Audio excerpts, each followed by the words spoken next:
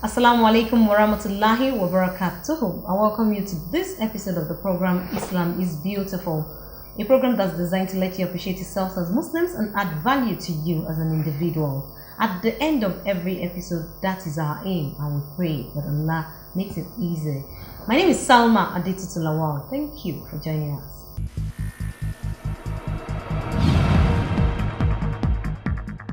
Fortunate is he. Fortunate. This program is sponsored in memory of Ajiya Fauziya Kende Lola Hali. May Allah grant her Al-Jannah Firdaus. Ameen. His thoughts of Allah and Judgment Day. Alhamdulillah Rabbil Alameen. Today we are going to be discussing the will in Islam.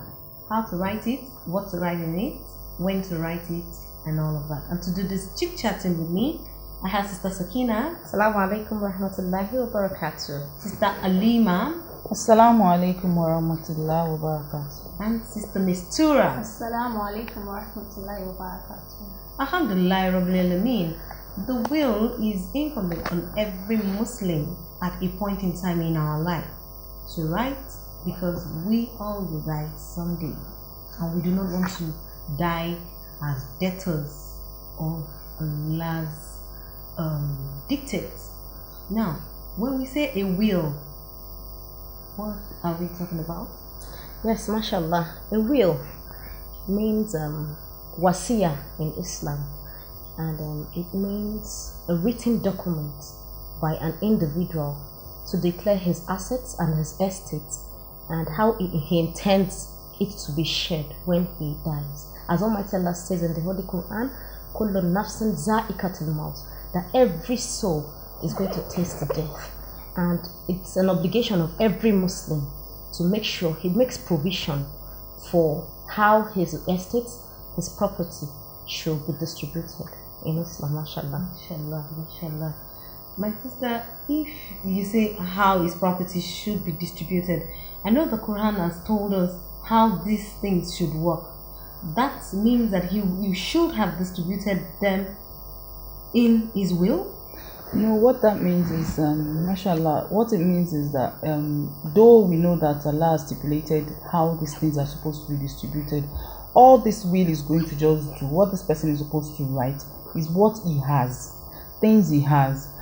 Probably he's owing someone somewhere, or someone is owing him somewhere. All these things are going to be in that will, so that by the time he dies, his will, his property will be divided according to Sharia. So what is written there is what is going to be divided. He's not going to stipulate how it's going to be divided. Because it's already stated. Yes, he's just going to put down what he has. Okay. His properties Mashallah, and his... mashallah, to buttress what you said, a lot of times when we lose our relatives, we lose our fathers, our uncles, and so on and so forth, a lot of times the belongings are being shared to people that are not in accordance with the Sharia. That is why Almighty Allah says in Surah Al-Ma'un, وَيَمْنَعُونَ الْمَعُونَ, that woe unto those, the verse Arayta الَّذِي يُكَذِّبُ بِالدِّينِ, and so on until the end, وَيَمْنَعُونَ, that those who withhold legal arms, that a lot of times when probably the children are young, the uncle, my brother had a house, he just picks up the house and starts living there, or starts distributing the things the way he likes. Islam is a complete package. It's a complete way of life. It teaches you how you live your life from the beginning to the end of your life. So you don't just pick up rules into your hands one day and do things. There is always a law that binds everything on every step you want to take in Islam. Mashallah. Mashallah. That's very explanatory.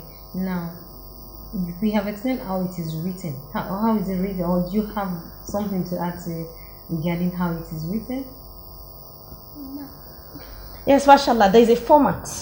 There's a format according to different schools of thought. There's a format of writing the will. And the Holy Prophet, it was reported that the Holy Prophet recommended that a Muslim should write his will every 2 nights. MashaAllah. So, and since we don't know when we will die, kullu nafsin za'ikatul maut, death is regardless of age, is regardless of whatever. So you should always prepare that your assets, you should have somewhere you list As them. long as you have an asset. Yes, so that you don't, confusions don't come up when you die. Because after your demise, your relative might take different kinds of laws into their hands, and at the end of the day, your children that should be a direct beneficiary of whatever estates or whatever things you have, at the end of the day, they are deprived of it. Fine, because there's no legal document to back whatever rights they have. So as a Muslim, the Holy Prophet recommended that for you to have peace, you should always make sure you write your will. And if all these problems starts when you have died, you would also have a sin upon you that you have caused problem in the society because you didn't make a provision of how your estates should be distributed. Yes, to add to that, if you finish writing this will and to keep it safe, you can either give a copy, make copies when you finish writing, make copies, give one to your wife, you can give one to your closest friend, so that even the one you have with you, if anything happens, you have other copies to relate to. Yeah, so it's that important. That is important, mashallah. Now, what must it contain? Must a will contain? That's important. I think basically your will could contain basically the most important thing are your assets. Before you make a will, you have to value your assets. You have to go around and accumulate all what you have in a document. And also in your will, you could write how you want your funeral or your burial arrangements to be carried out. And then also in your will, you could talk about people you would like to bequeath a part of your assets, like I earlier said. It is not necessary that it be poor people. You could bequeath a part of your assets to friends or families, people that are not direct inheritors in the Quran. Okay. Mashallah, I believe Muslim communities have access to it. There's a format according to the Sharia, and in that format it stipulates that a percentage will go for charity, for zakat, for your unpaid salats at the right time, and a lot of things. It has a step of how it should take. So it's not something you just pick up a pen and write. So you need an authority to also help with the writing of the will. Yes, Because I think and it's something that you have to update from time to time. You don't finish writing your will in one day. Okay, mashallah. Because you keep acquiring assets, and may Allah make it easy for now. Who can be the beneficiaries of a will? The immediate family. It starts from there. Of course, your immediate family, then extended family, then the poor and needy in the society. The The percentage of a will should go to charity. I'll practically say that there's really nobody that can benefit from a will, from your property, but they can only benefit if you leave a will. If you do not leave a will and your property is shared according to the Sharia, it will only be distributed amongst those according to the stipulated in the Sharia. Quran. However, if you wish that somebody should benefit from your will, then before you die, you have to bequeath that particular asset or a proportion or a percentage of your property to that person. You state it in your will. Okay, mashallah.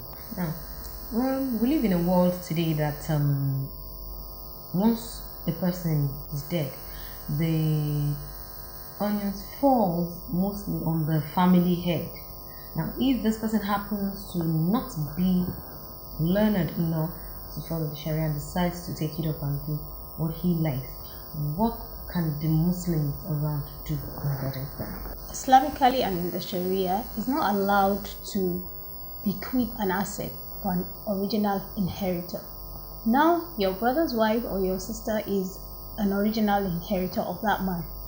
If you want to give an asset to an original inheritor, he was supposed to have given her as a gift when he was alive, and she should have taken full possession of it. So Islamically, it is not allowed for you to give somebody that's a direct inheritor of an asset. Because if they use the Sharia, she will still... You have more. So if you want to give somebody that is a direct inheritor of your asset something, you give that person before you die, and that person takes possession of it while you are alive. And it becomes the person... As long as, if you do that when in your will, it is not valid.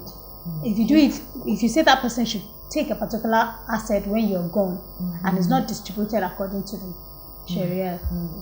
Now, the importance cannot be overemphasized, as we can all see, because it helps to not cause commotion when the person is gone. It helps to create clarity, and it also shows submission to the will of Allah, because it is a dictate from Allah that you should do this thing. Now, from what we see in the world that we are in today, if there's any Muslim that dies without a will, the person hasn't submitted totally to the will of Allah. Now, if there's another Muslim that is sharing without using the Sharia, if for instance the person does not have a will, and the wife happens to know all of his property and decides to use the Sharia, is it still valid? I know that it's not everybody that is learned enough to write a will. Yes, we should That's get why a I'm saying. solicitor or somebody So, to write it. like people from the past who didn't even know that a will had to be written, but they knew about the Sharia, and their assets were still distributed according to the Sharia. I think now that we all know that this is what we have to do, we need to educate people on it, because a lot of people don't know.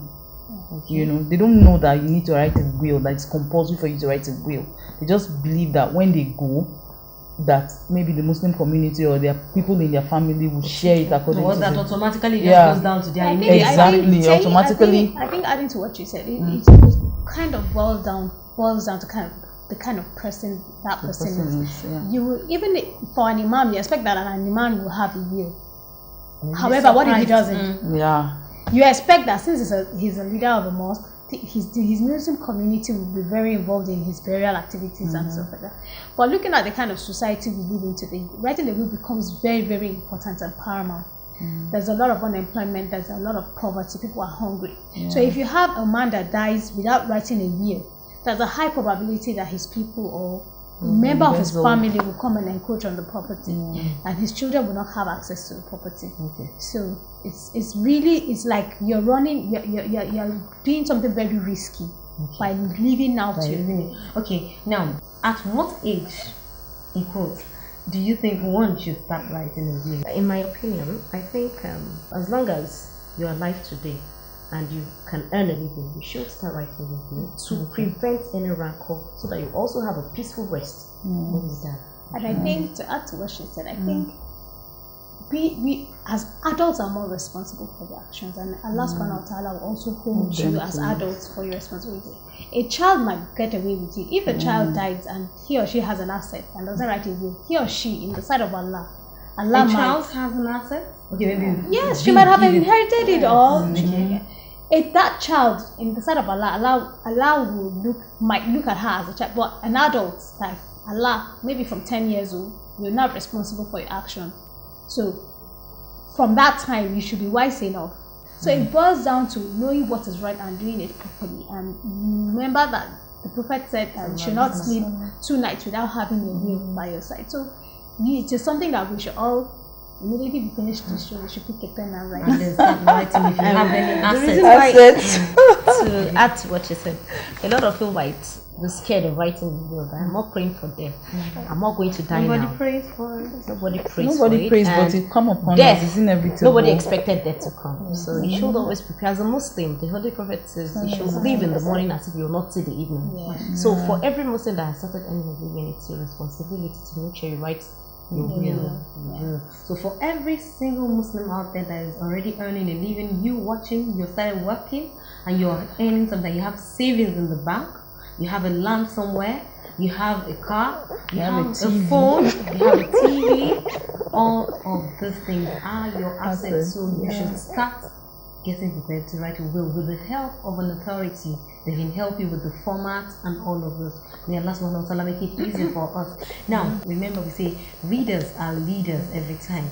Most of these topics that we deal with here are things that we expect you to go and find out about more. And that's why we've been recommending this beautiful Islamic literature for a better understanding of this topic. Bismillah.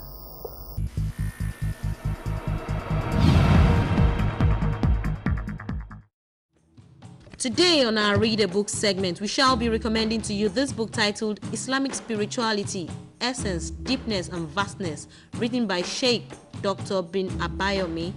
This book says Allah is telling us categorically that spirituality is the very purpose for which we have been created in Islam. If everything is to be summarized, the final word, the summary precisely and concisely, is spirituality. until a man stops complaining about Allah, he has never entered into the realm of spirituality. Islamic spirituality starts by not complaining about Allah even in the face of all adversities. This book is no doubt a clear manual and concrete evidence that will clear so many ambiguities with respect to spirituality among the present generation of Muslims. It contains enormous, indisputable facts fetched from the divine injunction as contained in the Holy Quran. Take this book today, read and internalize. Remember, readers are leaders. Allah hi Allah kiya karo, dukh na kisi ko diya karo, jo duniya ka malik hai, naam usi ka liya karo. Allah hi Allah, Allah hi Allah, Allah hi Allah kiya karo, dukh na kisi ko diya karo, jo duniya ka malik hai, naam usi ka liya karo. Allah hi Allah, Allah hi Allah.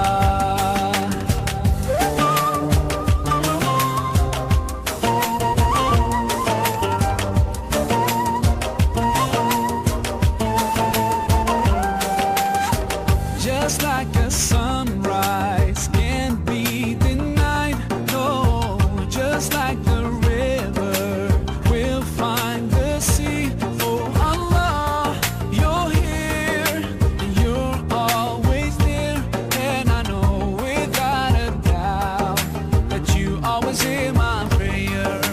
सच की राह पे चला करो, दुख ना किसी को दिया करो, जो दुनिया का मालिक है, नाम उसी का लिया करो.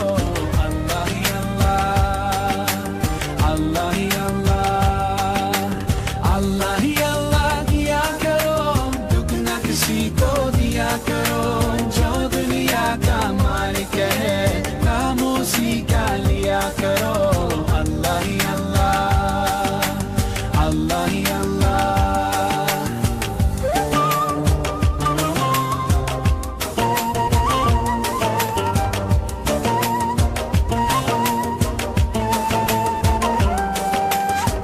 So many bright stars like diamonds in the sky.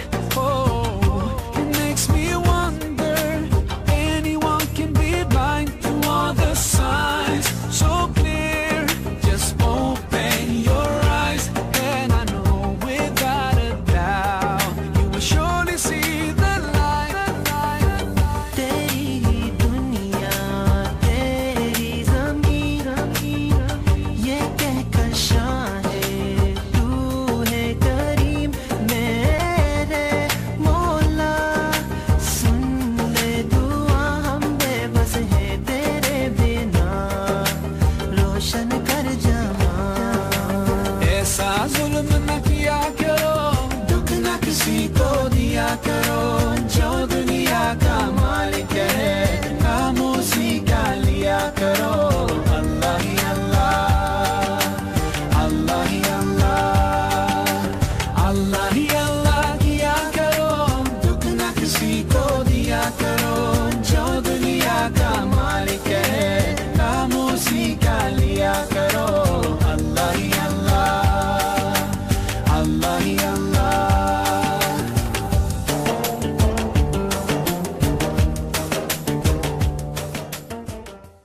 This is the fact that we think you should have for this week.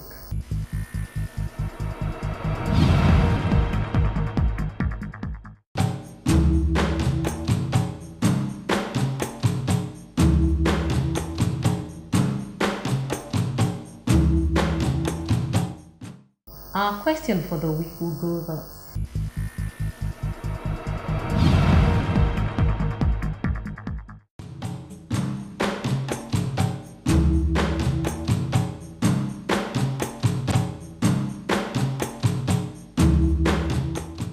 Alhamdulillah, you're welcome back, and this is still Islam is Beautiful, and the topic is still the will in Islam.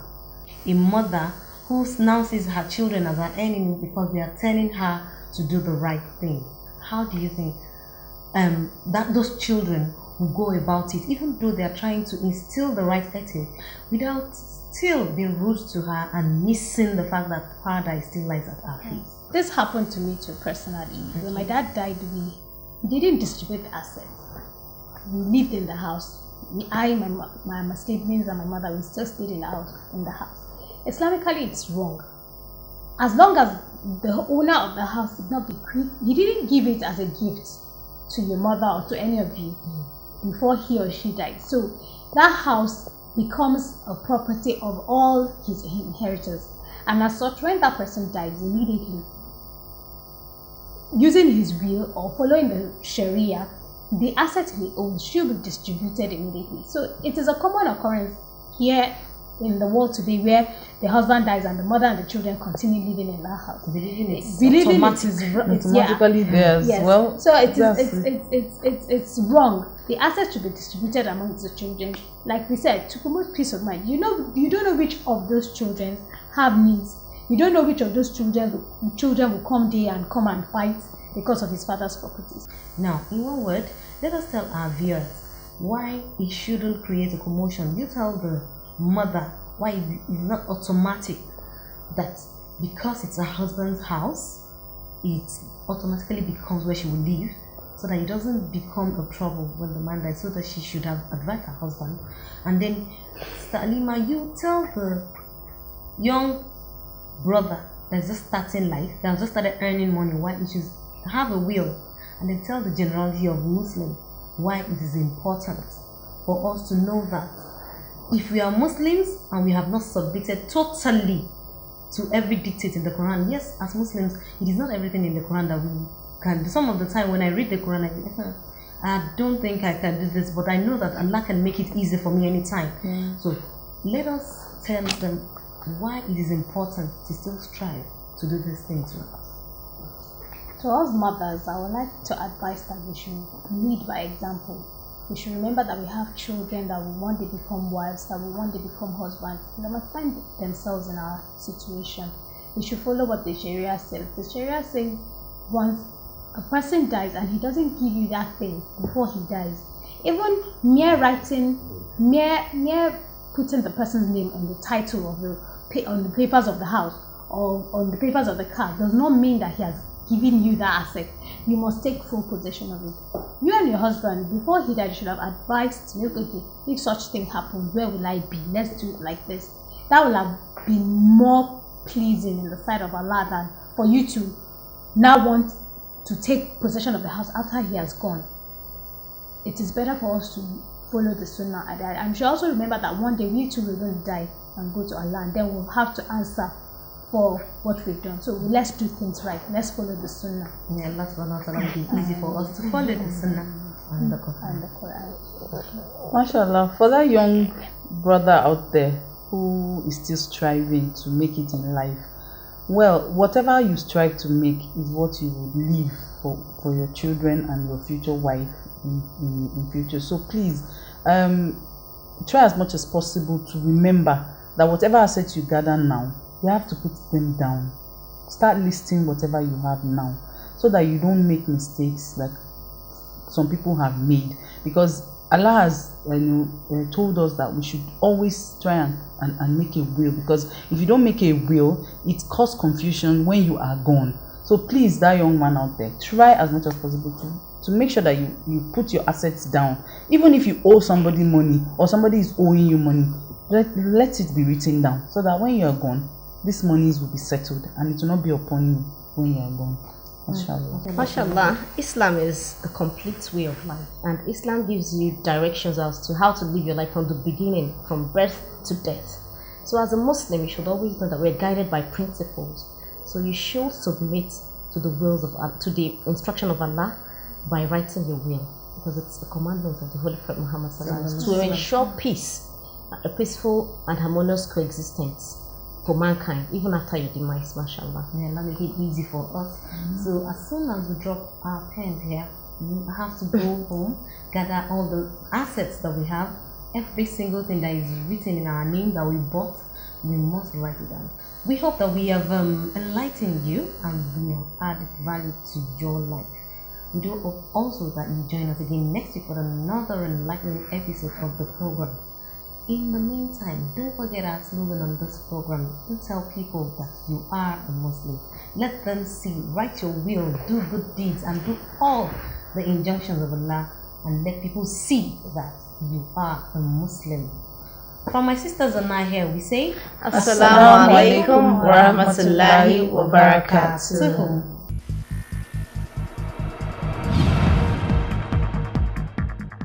Fortunate is he. Fortunate. This program is sponsored in memory of Ajiya Fauziya Kende Lola Ali. May Allah grant her Al-Jannah Firdaus. Ameen. His thoughts of Allah and Judgment Day. The air is clean, the land is green. Thank you, Allah. Thank you,